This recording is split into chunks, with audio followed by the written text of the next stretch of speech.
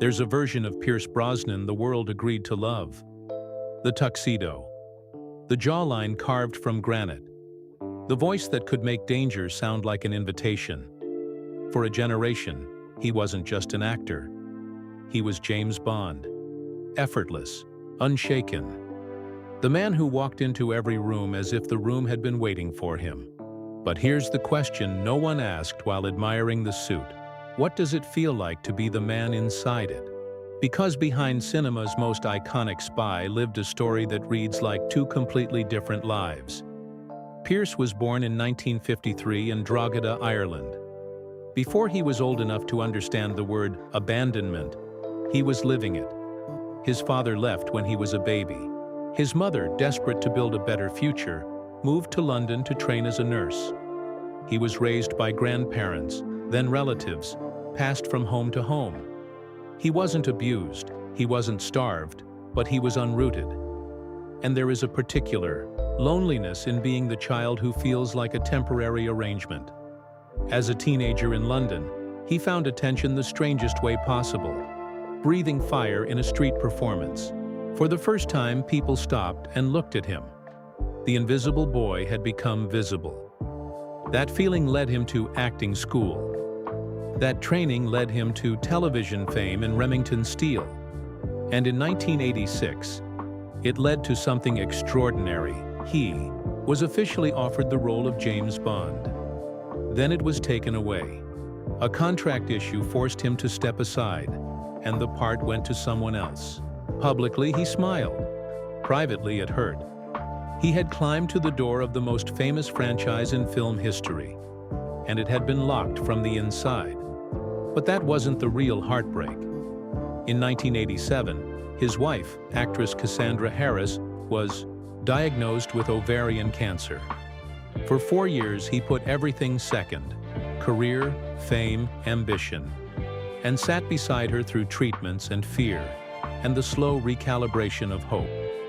She died in 1991. He was 38, a widower, a father of 3.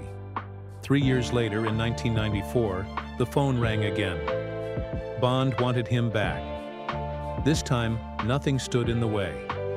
When GoldenEye premiered in 1995, the verdict was immediate. Pierce Brosnan was James Bond.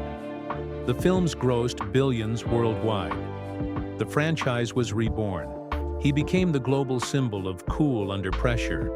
But look closely at his Bond, and you'll see something different. There's a sadness behind the eyes, a stillness that doesn't feel acted.